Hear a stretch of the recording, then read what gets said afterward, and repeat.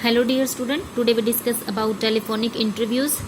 We discuss the methods of data collection of primary data कि primary data के हम methods पढ़ रहे हैं कि किस तरीके से हम primary data की collection कर सकते हैं कुछ मेथड के साथ। हमने इससे पहले 4 मेथड हैं वो डिटेल से स्टडी कर चुके हैं। आज हम इसका 5th and last method use कर रहे हैं, टेलीफोनिक इंटरव्यूज़। टेलीफोनिक इंटरव्यूज़ में क्या होता है कि हम किसी प्रॉब्लम, जैसे मुझे ना हिसार की प्रॉब्लम के बारे में जानकारी लेनी है तो मैं हिसार के डीसी के पास या हिसार का जो मेन पर्सन है उसके पास कॉल करूँगी और उस एरिया से रिलेटेड कुछ क्वेश्चंस पूछूंगी, उससे इन्वेस्टिगेशन लूँगी, इन्फॉर्मेशन गैदरिंग करूँगी और उस पर फिर काम करूँगी।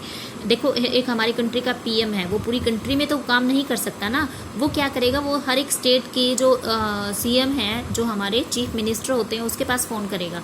29 है, वो आगे फ़ोन करेंगे, अपने हर एक डिस्ट्रिक्ट में फ़ोन करेंगे। डिस्ट्रिक्ट जो हेड होता है, डीसी बोलते हैं, उससे इन्फॉर्मेशन लेंगे। डीसी है वो म्यूनसिपल कमेटी है उससे लेगा, और वो जो गांव में सरपंच है उससे लेगा। जो छोटी छोटी जो जानकारी, ऐसा नहीं है कि हर एक पर्सन टू पर्सन जाके वो इंक्वायरी हासिल कर सके, ऐसा नहीं है, लेकिन वो वहाँ के हेड से, गांव का हेड सरपंच फ़ोन करके डिस्ट्रिक्ट में देगा, डीसी को चीज़ें बताएगा, ये प्रॉब्लम है, इसका ये सॉल्यूशन है, ये प्रॉब्लम है, इसको दूर करो। डीसी है वो हमारे सीएम को देगा, सीएम है वो पीएम तक इन्फॉर्मेशन देगा। तो हम ये क्या करते हैं, टेलीफोनिक इंटरव्यूज़ के मतलब कि टेलीफोन के थ्रू ही हम वहाँ की प्रॉब्लम के बारे में जान सकते हैं और उसको दूर करने के लिए कुछ स्टेप उठा सकते हैं।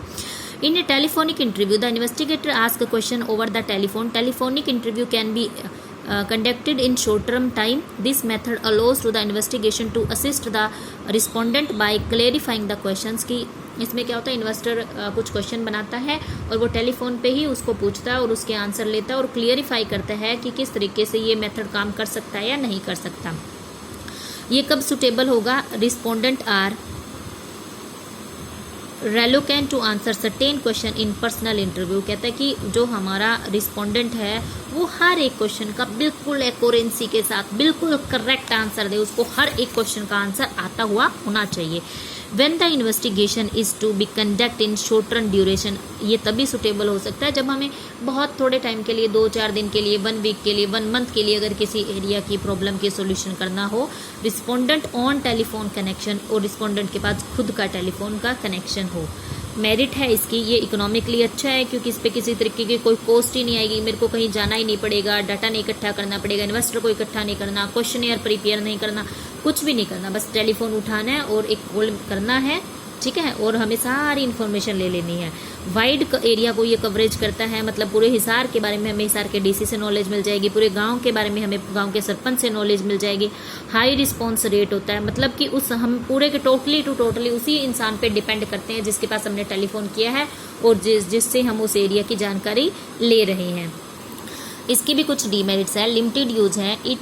If respondent do not on telephone, this method would be less useful. अगर उसका खुद का फ़ोन नहीं है तो हम उसको कॉन्टैक्ट नहीं कर सकते और ये मेथड कामयाब नहीं है। Reaction can not be observe, अब वो टेलीफोन पे है, हमारे सामने नहीं है, फेस टू फेस हम उससे कन्वर्सेशन नहीं कर रहे, हमारे किस क्वेश्चन पे वो किस तरीके से रिएक्ट कर रहा है ये हमें पता नहीं लगता। इसलिए हम किसी भी क्वेश्चन का आंसर, कई बार सामने वाला झूठ भी बोलता है, गलत दे देता है, लेकिन हमें उसके रिएक्शन से पता लग जाता है, फेस रिएक्शन में कुछ तो गलत है, कुछ तो गड़बड़ है, वो कुछ तो छुपा रहा है या बात को घुमा रहा है। लेकिन अगर हम टेलीफोन से इंटरव्यू ले रहे हैं तो हम नहीं बता पाएंगे कि हमारे क्वेश्चन पे उसका क्या रिएक्शन था। बायस्ड भी हो सकता है। If investigator is biased, there is possibility to influencing the respondent, कि अगर वो बायस्ड है किसी चीज़ को लेके तो वो हमें तो इन्फ्लुएंस करने की कोशिश करेगा, अपने ही अकॉर्डिंग बनाएगा ना, वो आंसर अपने ही अकॉर्डिंग देगा। अगर उसे सरपंच है, उसे गांव में कोई काम अपनी तरीके से करना है, गांव के लोगों को उस काम को दूसरे तरीके से करवाना है, लेकिन हमें तो सरपंच से बात करेंगे तो सरपंच अपनी बात ही मनवाएगा ना। तो ये थे हमारे डाटा कलेक्शन के, प्राइमरी डाटा के कुछ मेथड्स।